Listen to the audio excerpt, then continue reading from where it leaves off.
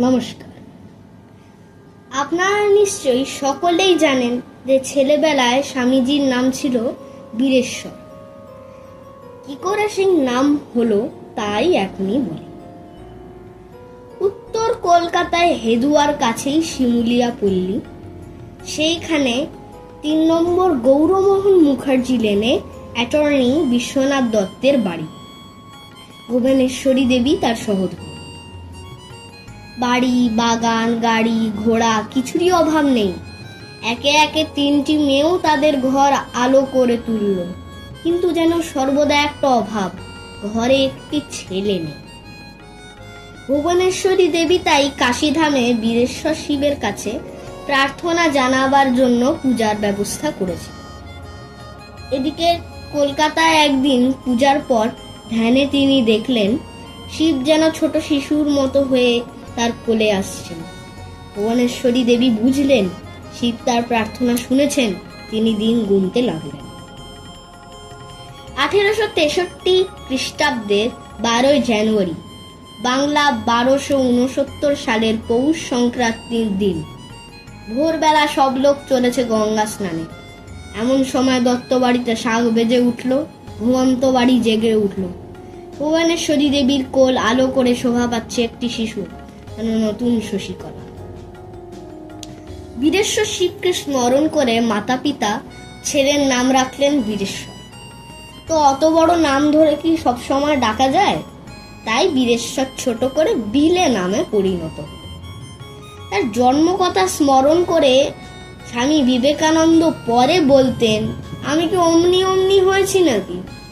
আমার জন্য আমার মা কত তপস্যা করেছেন। বিলে কিন্তু মোটেই শান্তশিষ্ট ছেলে ছিল। মা তাকে একা সামলাতেই পারতেন। দিদিরাও হিমশিম খেয়ে যেত, তাকে সর্বদা আগলানোর জন্য একজন ধাত্রী ছিলেন। বিলে তার কাছে কত গল্প শুনত। বড় হয়েও তার সেই সব গল্প মনে ছিল। বিলের দুষ্টুমির অনেক অনেক কাহিনী। তখনও কলকাতার রাস্তায় খোলা ড্রেন। বাড়ির ভেতর দুষ্টুমি করে বিলে সেই ড্রেনের মধ্যে আশ্রয় নিত। দিদিরা ধরতে আসলে বলতো, আয় ধরবি আয়। বিলে জানতো কেউ আসবে না, এখন তাকে ছুলেই নাইতে হবে। শেষ পর্যন্ত মা এসে তাকে ধরে নিয়ে গিয়ে কলতলায় বসিয়ে দিতেন। ঘটি করে আরো জল ঢালতেন ছেলের মাথায়, ওম নমঃ শিবায়, ওম নমঃ শিবায় বলতে বলতে। অবাক হয়ে বিলে ওই মন্ত্র শুনতে শুনতে শান্ত হয়ে যেত। মাকে জিজ্ঞাসা করতো, মা শিব কোথায় থাকে? মা বলতেন, তুই তো এসেছিস শিবের কাছ থেকে, তবে শিব নিজে না এসে তার একটা ভূত পাঠিয়ে দিয়েছেন। যদি বেশি দুষ্টুমি করো তাহলে শিব আর তার কাছে ফিরে যেতে দেবেন না। বালকের মন শিবলোকের চিন্তায় তন্ময় হয়ে যেত। এতেও কিন্তু দুষ্টুমি বন্ধ হতো না। মাঝে মাঝে মা বিলেকে দোতলার ঘরে বন্ধ করে রেখে দিতেন। তাতে এসে ঘরের জিনিসপত্র তছনছ করে দিত। জানলার কাছে গিয়ে রাস্তার ভিখারিদের ডেকে ডেকে জামা কাপড় দিয়ে দিত। ব্যাপার দেখে শেষ পর্যন্ত মা তার দরজা খুলেই দিতেন। বিলেও এক ছুট্টে কোথায় যে চলে যেত তার খোঁজই পাওয়া যেত না। ঘরের চেয়ে বাইরেই তার সবচেয়ে বেশি ভালো লাগতো। কখনো সে চলে যেত ঘোড়ার আস্তা বলে, সেখানে সহিসের সঙ্গেই ছিল তার একটু বেশি বন্ধুত্ব। সহিসকে সে একটু শ্রদ্ধাই করত। ওই রকম তেজি ঘোড়া গুলোকে কি রকম করে শায়েস্তা করে রাখে। তাই বাবা যখন জিজ্ঞাসা করতেন, হ্যাঁ রে বিলে বড় হয়ে কি হবি, বিলে চটপট উত্তর দিত, সহিস কি কোচোয়ান। বিলের কিন্তু খুবই সাহস। পাড়ায় ছিল একটা চাঁপা ফুলের গাছ। 2-1টি সাথীর সঙ্গে সেই গাছে দোল খাওয়া ছিল তার প্রিয় খেলা। বিলে আবার মাঝে মাঝে পা দুটি গাছে লাগিয়ে হাত দুটি ঝুলিয়ে জোরে জোরে দোল খেত। পাশের বাড়ির বুড়ো কর্তা ব্যাপারটা শুনে তো একেবারে অবাক। একদিন ছেলেদের দোল খেতে দেখে বললেন, ওহে খোকারা, জানো তো গাছে একটি ব্রহ্মদত্তী থাকে?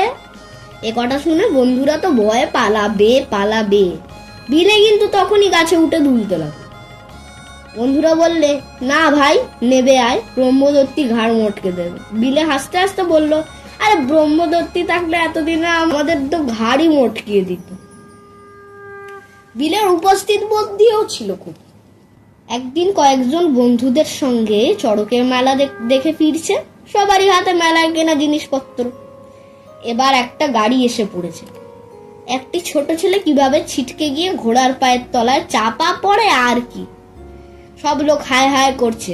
বিলে বিদ্যুৎ বেগে এসে ঘোড়ার পায়ের তলা থেকে ছেলেটিকে টেনে নিয়ে ফুটপাতে উঠল। সবাই ধন্য ধন্য করতে লাগলো। বিলে ছিল বন্ধুদের নেতা, বুদ্ধিদাতা, বিপদে আপদে রক্ষাকর্তা।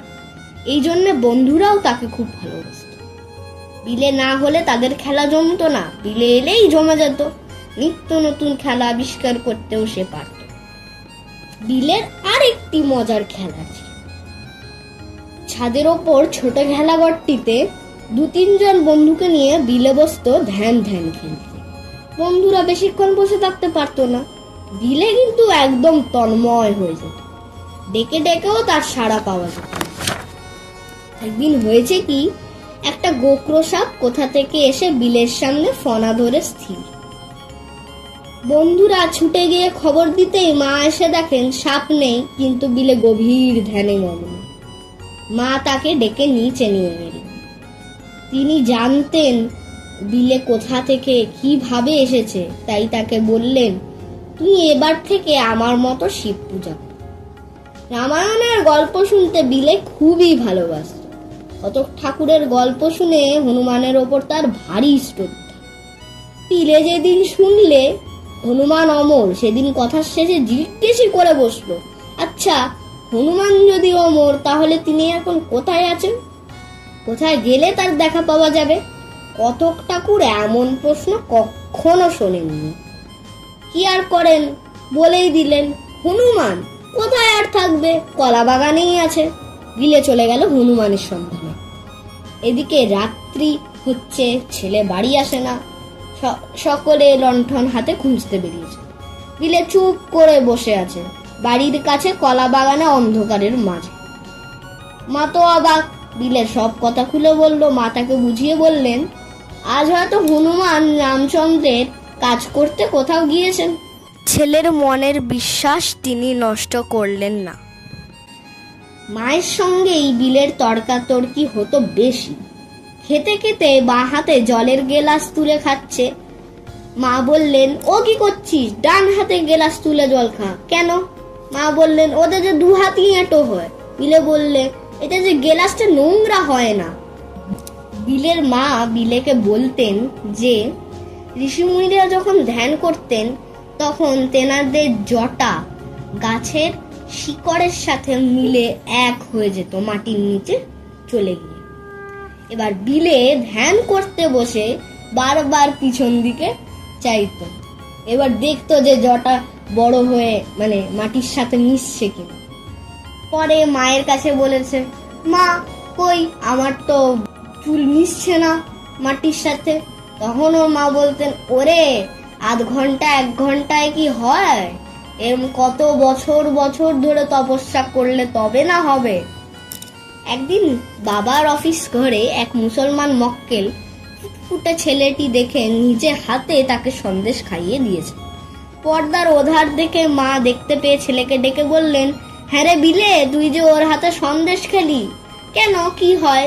মা বললেন, অন্য জাতের ছোঁয়া খেলে, এটো খেলে জাত যায়।